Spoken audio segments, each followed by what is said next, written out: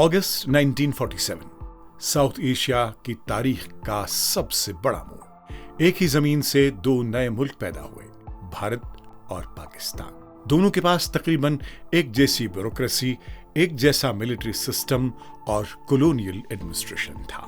लेकिन आज तकरीबन 8 दहाइयों बाद दोनों की पॉलिटिकल एंड इंस्टीट्यूशनल कहानी बिल्कुल मुख्तलिफ नजर आती है। पार्टीशन ने लोगों को बेघर कर दिया।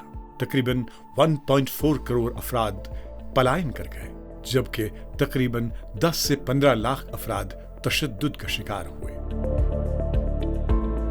दोनों नए मुल्कों के सामने सबसे बड़ा चैलेंज था अपनी रियासती बुनियाद मजबूत बनाना। जिस अनोखे अंदाज में पाकिस्तान का वजूद हुआ, याद रहे कि कोई और कौमी रियासत दुनिया की तारीख में उस अंदाज में नहीं बनाई गई जिस अंदाज में पाकिस्तान बनाया गया। अफगानिस्तान जो हमारी सरहद को पहचानने से इनकार कर चुका था, तो एक खौफ हिरासत के माहौल में पैदा हुआ।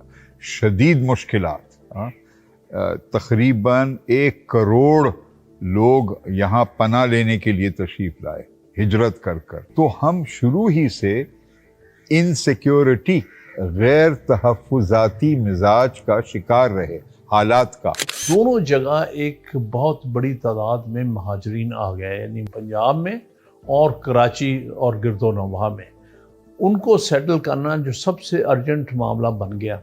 तो पहले 6-8 महीने तो तवज्जो भी नहीं दी जा सकी इन इश्यूज पर जो बड़े अहम इशू होने थे लॉन्ग रन में। भारत की पॉलिटिकल लीडरशिप ने फैसला किया कि सबसे पहले एक मजबूत कॉन्स्टिट्यूशन तैयार किया जाए। करीबन 3 साल की बहस के बाद 26 जनवरी 1950 को कॉन्स्टिट्यूशन इंप्लीमेंट हुआ।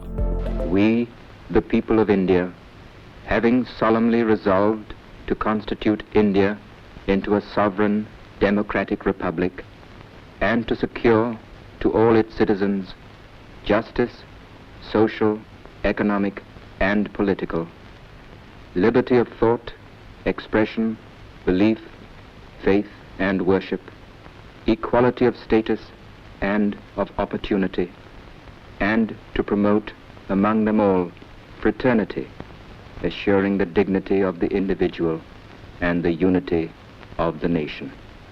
In our Constituent Assembly do hereby adopt, enact and give to ourselves this Constitution.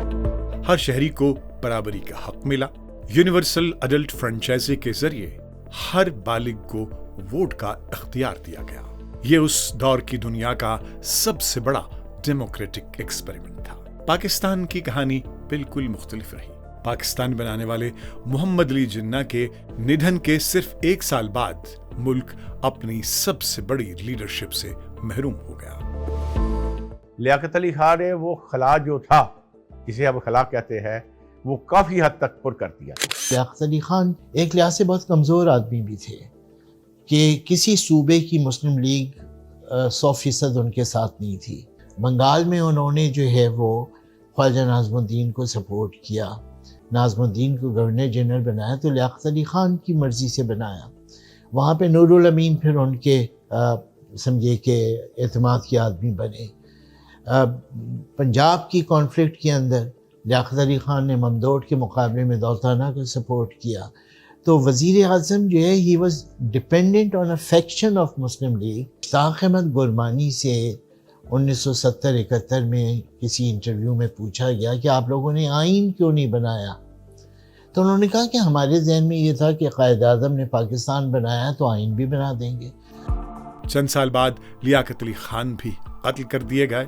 नए मुल्क को पॉलिटिकल स्टेबिलिटी हासिल ना हो सकी और कॉन्स्टिट्यूशन बरसों तक तैयार नहीं हो सका। पाकिस्तान का पहला कॉन्स्टिट्यूशन 1956 में बना, मगर सिर्फ 2 साल बाद ही 1958 में मार्शल लॉ लागू कर दिया गया और मार्शल लॉ के चलते हुए कॉन्स्टिट्यूशन को सस्पेंड कर दिया गया। भारत ने सिर्फ कॉन्स्टिट्यूशन ही नहीं बनाया, बल्कि 560 से ज्यादा रियासतों को एक फेडरेशन में शामिल किया।